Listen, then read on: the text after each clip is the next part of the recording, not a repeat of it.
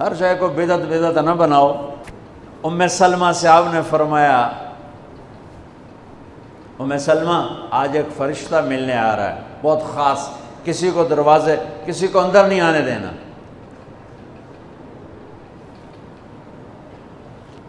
حضرت ام سلمہ پیرے پہ کھڑی ہو گئی۔ تھوڑی دیر میں حسین آ گئے، چھوٹے بچے معصوم ابھی، اندر جانے لگے، انہوں نے روک دیا، وہ رونے لگے، وہ روئے تو انہوں نے چھوڑ دیا۔ تھوڑی دیر کے بعد اندر سے میرے نبی کے زور زور سے رونے کی آواز آئی، زور زور سے رونے کی آواز آئی۔ ام سلمہ رہ نہ سکی، بھاگ کے اندر گئیں تو آپ نے کیا دیکھا؟ آپ نے حسین کو یوں سینے سے چمٹایا ہوا تھا اور ایسے ہل ہل کے رو رہے تھے، ایسے بلک بلک سسک سسک کے رو رہے تھے، اور آپ کے آنسو آپ کے رخسار اور داڑھی پر اتر کر رہے تھے، اور آپ نے یوں بھینچا ہوا ایسے دبایا ہوا تھا۔ تو حضرت ام سلمہ نے کہا میرے ماں باپ قربان یا رسول اللہ، کیا ہوا؟ آپ ایسے تڑپ کے کیوں رو رہے ہیں؟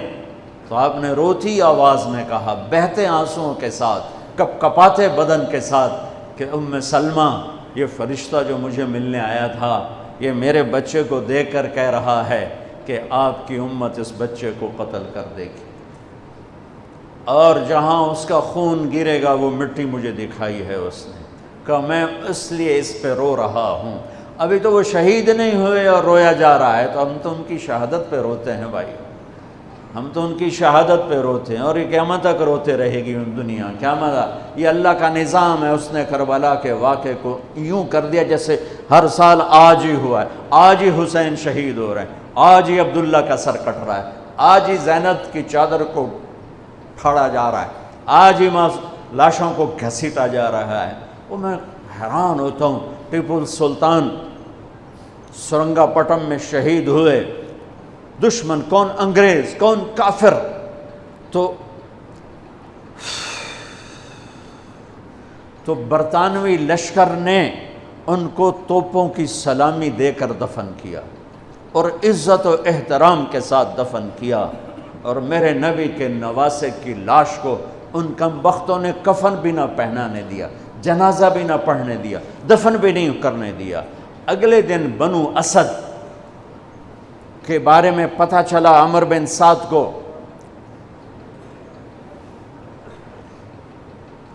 تو راتوں کہ وہ ان کو دفنانے والے ہیں، تو راتوں رات ان کو بغیر جنازوں کے مٹی میں دبا دیا اور اوپر پانی چھوڑ دیا کہ کوئی پتہ ہی نہ چلے حسین کی لاش۔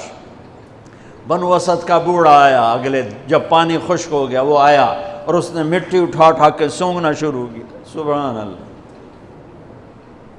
سونگ رہا ہے سونگ رہا ہے سونگ رہا ہے۔ ایک جگہ کی مٹی اٹھا کے سونگا تو اس میں جنت کی خوشبو تھی، تو تڑپ کے بولا یہ میرے نبی کے نواسے کی قبر ہے، یہ میرے نبی کے نواسے کی مٹی ہے، کہ وہ جنت کے سردار تھے تو قبر بھی جنت کی خوشبو پھیلا رہی ہے اس کی، حالانکہ بن دیکھی بات ہے، کیونکہ انہوں نے راتوں رات ان کو دبا دیا کہ ان کا جنازہ بھی نہ ہو، لعنت ہو ان کی قبروں پر، ان کی ہڈیوں پر، ان کی روحوں پر، ان کی مٹی پر، ان کی خاک پر۔ سمجھ میں نہیں آتا، نبی کے گھر کے کتے کی بھی ہم تو عزت کریں گے اگر آج ہمیں پتہ چلے یہ نبی کے گھر کا کتا ہے۔ ان کم بختوں کے سامنے نبی کے نواسے کھڑے تھے، نبی کی نواسیاں تھیں اور نبی کی اولاد تھی، اور ان کے دل ایسے پتھر، آنکھیں ایسی اندھی، کان ایسے بہرے کہ انہیں ایسے تلوار چلائی جیسے سامنے کوئی رومی لشکر کھڑا ہو، یا جیسے سامنے کوئی فارسی لشکر کھڑا ہو۔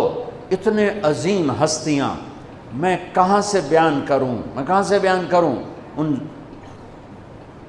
یہ وہ نسب ہے جس کو اللہ آدم تک محفوظ رکھے ہوئے ہے، اور میرے نبی نے فرمایا کل سبب منقطع الى يوم كل نسب وسبب منقطع الى يوم القیامہ الا نسبی وسببی وسأبلها ببلالها۔ قیامت کے دن ہر رشتہ ٹوٹ جائے گا، ہر ناطہ ٹوٹ جائے گا، ہر سبب ٹوٹ جائے گا، لیکن میری آل کے ساتھ رشتہ باقی رہے گا، نسب کا رشتہ باقی رہے گا، سبب باقی رہے گا۔ میں اپنی اولاد کو پانی پلاؤں گا، میں نے اپنی اولاد کی سفارش کروں گا۔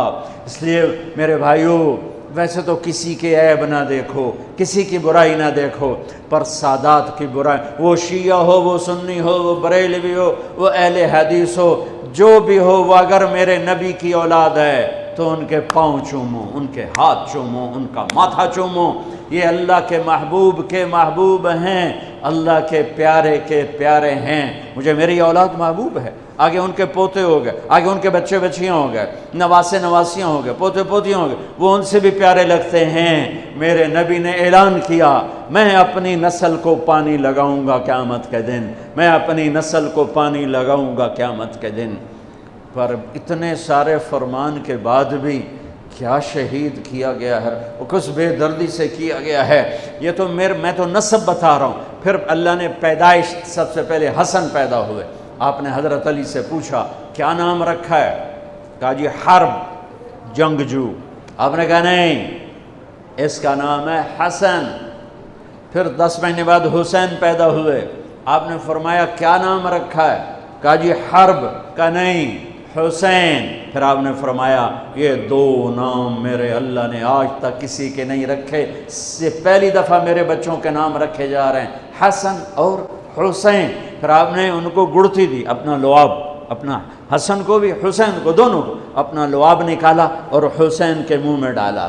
اور ایک ہفتے دونوں کے ساتھ یہ کیا، ہفتے کے بعد بال منڈائے، عقیقہ 2 چھترے ذبح کیے، حسن کے لیے بھی 2 چھترے ذبح کیے، حسین کے لیے بھی عقیقہ فرمایا، گود کھلایا، حسن کو اٹھایا، انہوں نے پیشاب کر دیا، آپ ہلے نہیں۔ مجھے نہیں یاد کہ میں نے اپنے بچوں کو چھوٹی عمر میں اٹھایا ہو اور اس نے پیشاب شروع کیا ہو اور میں نے اسے بٹھائے رکھا ہو، میں فوراً اٹھا کے ادھر، یا میں نے پتہ لگا پیشاب کر رہا، میں چاہتے اتھے باہر چھڑیا۔ لیکن میرے نبی نے حسن نے بھی کیا، حسین نے بھی کیا۔ اور حضرت حسن کا تو واضح تھا، آپ یوں لیٹے ہوئے تھے، آپ کا پیٹ سے کپڑا ہٹا ہوا تھا، اور حسن آپ کے پیٹ پر بیٹھے تھے، تو ان کا جو پیشاب ہوا تو سیدھا آپ کی ناف میں گیا۔ اور نبی پاک ذات، پیشاب ناپاک، وہ تو ہر ناپاک سے دور ہوتے ہیں، لیکن جب حسن نے پیشاب شروع کیا، میرے نبی ایسے ہو گئے، ایسے بالکل ایسے ہلے نہیں کہ بچہ کہیں پیشاب نہ روک دے۔